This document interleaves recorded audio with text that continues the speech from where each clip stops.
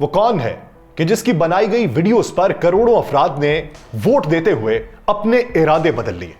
वो कौन है जिसने 30 साल की उम्र में दुनिया के सबसे बड़े जमहूरी मुल्क की जमहूरियत का पर्दा चाक कर दिया? वो कौन है जिसके बायस पूरे भारत में इलेक्शन के नताइज तब्दील हो गए, मगर वो अपनी रियासत के नताइज बदलवाने में कामयाब ना हो सका? वो कौन है जिसने सपनों के देश का एक खाका बनाया और कहा कि अगर मैं वजीर आजम होता तो मेरा मुल्क कैसा होता? वो कौन है जिसको अपने ही मुल्क में लौटने पर गिरफ्तार किए जाने का खदशा है क्योंकि उसने लोगों को शऊर दे दिया? आपको सारी तफसील मिलेगी इसी वीलॉग में। मैं यासिर रशीद हूं। नाज़रीन, बात हो रही है ध्रुव राठी की। ध्रुव राठी कौन है और उसने भारत के अंदर क्या भूचाल मचाया है? वो जिसने 8 अक्टूबर 1994 को भारतीय दारुल हुकूमत दिल्ली की हमसाया रियासत हरियाणा के रोहतक जिले में आंख खोली थी। उसने इब्तदाई तालीम अपनी रियासत हरियाणा से और आला तालीम जर्मनी से हासिल की। उसने मैकेनिकल इंजीनियरिंग की डिग्री ली, एक जर्मन खातून से शादी की और फिर वहीं रिहाइश पजीर होने में आफियत जानी। उसने 2013 में अपना एक यूट्यूब चैनल शुरू किया और उस पर वीडियोस अपलोड करने लगा। इब्तदा में उसने समाजी मसाइल पे बातें की, फिर तालीमी इश्यूज को उजागर करना शुरू कर दिया। लेकिन एक दिन उसे लगा कि मुल्क का मीडिया सियासी हालात का असल चेहरा अवाम को नहीं दिखाता। उस दिन उसने सियासत के नाम पर होने वाले अवाम से फ्रॉड का पर्दा चाक करने का फैसला कर लिया। और वही दिन था कि जब वो भारत के उफक पर रोशन होने लगा। देखते ही देखते उसके 28 मिलियन से ज्यादा सब्सक्राइबर हो गए। नई दिल्ली की एक न्यूज वेबसाइट द प्रिंट के मुताबिक वो पहला इंडियन है जिसने यूट्यूब को सियासी प्लेटफॉर्म के तौर पर इस्तेमाल किया। 2013 में इब्तदा में वो ट्रैवल वीडियोस बनाता था, लेकिन उस साल के आखिर में वो सियासी और समाजी वीडियोस बनाने लगा। उसने रवां साल के अप्रैल में 5 नए यूट्यूब चैनल शुरू करने का ऐलान कर दिया है, जिन पर 5 भारतीय जुबानों तमिल, तेलुगु, बंगाली, मराठी और कन्नड़ में डब की हुई वीडियोस अपलोड की जाती हैं। एक सवाल यह है कि क्या ध्रुव राठी की वीडियोस ने इंतखाबी नताइज को मुतासिर किया? बहुत सारे लोग इस बारे में यह राय रखते हैं कि ध्रुव राठी ने लोकसभा के इलेक्शन के दौरान हुकूमत की पॉलिसीज के खिलाफ मुतअद्दिद वीडियोस बनाई थी, जिनको करोड़ों अफराद ने देखा। उन वीडियोस से एक तरह से हुकूमत की सुबकी हुई थी। हालांकि ध्रुव राठी ने कोई नए इश्यूज नहीं उठाए थे, बल्कि वो इश्यूज अवाम के दरमियान थे। लेकिन चूंकि उसने बहुत तहकीक करके वो वीडियो बनाई, इसलिए एक खास हलके में उसको पसंद और दूसरे में नापसंद किया जाने लगा। ध्रुव राठी की वीडियोस ने आम इंतखाबात को मुतासिर किया था। उसके मुताबिक बहुत सारे लोग इतना कहते हैं कि उसकी मोदी मुखालिफ वीडियोस को पूरे भारत के अंदर पसंद किया गया। ध्रुव राठी खुद को सहाफी नहीं कहता। मीडिया में अक्सर ऐसी खबरें आती हैं कि हुकूमत सोशल मीडिया पर अपना कंट्रोल चाहती है, इसलिए उसने 2021 में इंफॉर्मेशन टेक्नोलॉजी रूल्स बनाए, जिसकी मदद से सोशल मीडिया को कंट्रोल करने की कोशिश की जा रही थी। यही वजह थी कि हुकूमत की हिदायत के ऊपर बहुत सी सोशल मीडिया पोस्ट को हटाया जाने लगा।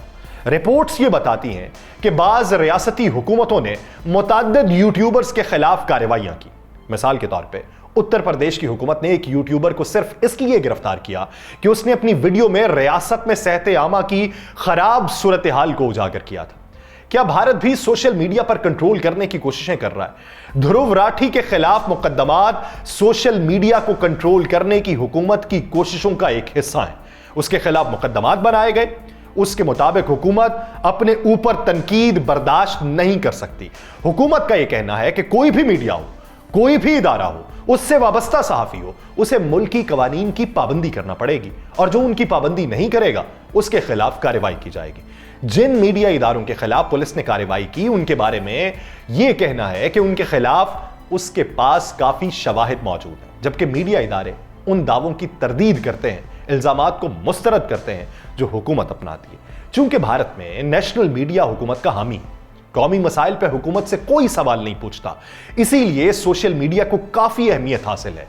और ध्रुव राठी की मकबूलियत की एक वजह यह है, चूंकि यूट्यूबर्स इजहार ख्याल की आजादी के हक का इस्तेमाल करते हुए वीडियोस बनाते हैं, इसलिए उनको लाखों और करोड़ों अफराद देखते हैं। आखिर भारत में यूट्यूबर्स को इतनी अहमियत और मकबूलियत क्यों हासिल हुई? भारत का कौमी मीडिया मुल्की मसाइल को नहीं उठाता, वो मुकम्मल तौर पे हुकूमत का हामी है। और ऐसी सूरत हाल में जब इन्हीं इश्यूज पे सोशल मीडिया पे बात होती है तो उसे लोग देखते हैं। ध्रुव राठी जो इश्यूज उठाता है वो वही है जिनको कौमी मीडिया उठाने से बचता है। चूंकि उनकी वीडियोस रिसर्च की बुनियाद पर तैयार की जाती हैं, इसलिए उसको बहुत ज्यादा मकबूलियत हासिल हुई। बीजेपी हुकूमत और बिलखुसूस वजीर आजम नरेंद्र मोदी के खिलाफ वीडियो बनाने के लिए ध्रुव राठी को जाना और पहचाना जाता है। उसकी वीडियोस को लाखों लोग, बल्कि बाज वीडियो को करोड़ों व्यूज और लाइक्स मिलते हैं। उसने फरवरी में एक वीडियो रिलीज की थी जिसमें उसने दावा किया था कि वजीर आजम मोदी की क़यादत में भारत यकजमाती आमरीयत की तरफ बढ़ रहा है। उसने अपनी वीडियोस में वजीर आजम मोदी को डिक्टेटर करार दिया। उस वीडियो को 23 मिलियन अफराद ने देखा और इंतखाबात के दौरान और नताइज आने के बाद भी उसकी वीडियोस को काफी देखा गया। और कहा जाता है कि अब की बार 400 पार का नारा अगर अपनी हकीकत को नहीं पा सका तो उसमें ध्रुव राठी का बहुत बड़ा किरदार है।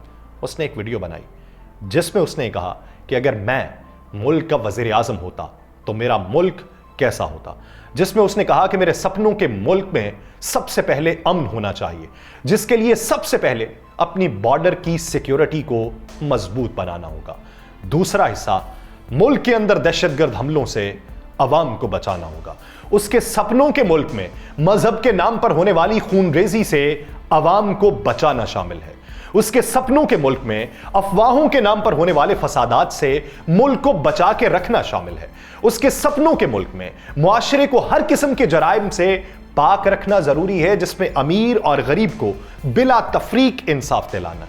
उसके सपनों के मुल्क में ट्रैफिक के निज़ाम को बेहतर करना शामिल है, जिसमें अमवात होने से बचाव को यकीनी बनाना है जिसकी शरह ना होने के बराबर हो। ध्रुव राठी के सपनों का जो मुल्क है उसमें खराब अद्वियात से होने वाली अमवात पे सख्त तरीन एक्शन शामिल है। उसके मुताबिक अगर वो वजीर आजम हो तो उसकी जान की कीमत उतनी ही होगी जितनी उस मुल्क के किसी भी आम शहरी की। उसके मुताबिक देश को आजाद हुए दहाइयां हो गई मगर लोगों के जहनों से कॉलोनियलिज्म का खात्मा नहीं हो सका। उसके नजदीक किसी भी मरज को जांचने के लिए वक्त की अहमियत बड़ी जरूरी है।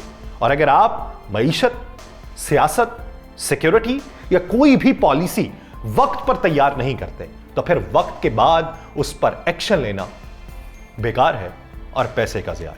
उसके नजदीक आपके मसाइल, आपकी गलतियों की निशानदही करने वाला आपका मोहसिन है। उसकी सुनो, ना कि उसको चुप करवाने के हरबे आसमाने लगो। उसके नजदीक मसले को रूनमा होने से पहले ही रोक देना चाहिए और अगर वो हो चुका तो उसे छुपाने की बजाय उसकी रोकथाम पर एक्शन होना चाहिए। उसके नजदीक सभी हमसाया मुमालिक से अच्छे ताल्लुकात होने चाहिए जिसके बायस बॉर्डर पर आपको किसी किस्म की टेंशन का सामना न करना पड़े। उसके नजदीक उसके मुल्क की फौज में बढ़ने वाली खुदकुशियों की शरह को सिफर तक लेके आना है और उनके दुख और दर्द को सुनना है। उसके नजदीक तालीम का बजट सबसे ज्यादा बुलंद होना चाहिए और उसका पैसा कॉर्पोरेट सेक्टर से टैक्स की मद में इकट्ठा किया जाए। उसके नजदीक करप्शन मुल्क के पूरे निजाम की बुनियादें हिला देती है और उसके नजदीक उसको खत्म नीचे से नहीं सबसे ऊपर पहले खत्म करना होगा। वो ये समझता है कि वजीर आजम और वजीर आला तक अगर करप्शन के पैसे जाते हैं तो उनका ईमानदार होना जरूरी है। यही वो बातें थी जिनको लेकर लोग उसकी तरफ मुतवज्जे हुए। पूरे मुल्क के अंदर लोग बीजेपी के मुखालिफ हुए और बीजेपी के मुखालिफ होने पे इलेक्शन के नताइज बदल गए। लेकिन उसकी अपनी रियासत हरियाणा में कुछ मुख्तलिफ हुआ। वहां पर क्या हुआ? चंडीगढ़ हरियाणा असेंबली इंतखाबात में बीजेपी यानी भारतीय जनता पार्टी ने जीत की हैट्रिक लगा दी। हरियाणा में पहली बार कोई पार्टी मुसलसल तीसरा इलेक्शन जीतकर हुकूमत बनाएगी। उसके साथ ही बीजेपी ने रियासत में अपनी कारकर्दगी का मुजाहिरा करते हुए 48 नशिस्तें जीत ली हैं। मगर हैरानकुन बात यह है कि बीजेपी की जीत बहुत कम फर्क से हुई है, जिस पर कांग्रेस के लीडरान ने सवाल उठाए। हरियाणा में कांग्रेस और बीजेपी को तकरीबन बराबर वोट मिले। हरियाणा के अंदर हैरत अंगेज तौर पे देखने की यह जरूरत है कि बीजेपी को कांग्रेस से सिर्फ 0.9% ज्यादा वोट मिले। रियासत के अंदर बीजेपी को 39.94%, जबकि कांग्रेस को 39.09% वोट मिले। अगर एदाद शुमार के ऊपर नजर डालें तो बीजेपी को कुल 55,48,800 वोट मिले, जबकि कांग्रेस को 54,30,602 वोट मिले। बीजेपी को कांग्रेस से सिर्फ 1,18,000 ज्यादा वोट मिले और वोटों में 198 का भी मामूली फर्क है। बीजेपी ने कांग्रेस से 11 सीटें जीती हैं, 11 सीटें, और मुकम्मल अक्सरियत हासिल कर ली है। हरियाणा के असेंबली इंतखाबात के नतायज अब पूरी तरह से वाज़ेह हैं और हरियाणा में बीजेपी ने कुल 48 नशिस्तें जीती, जबकि कांग्रेस ने 37 नशिस्तें जीती।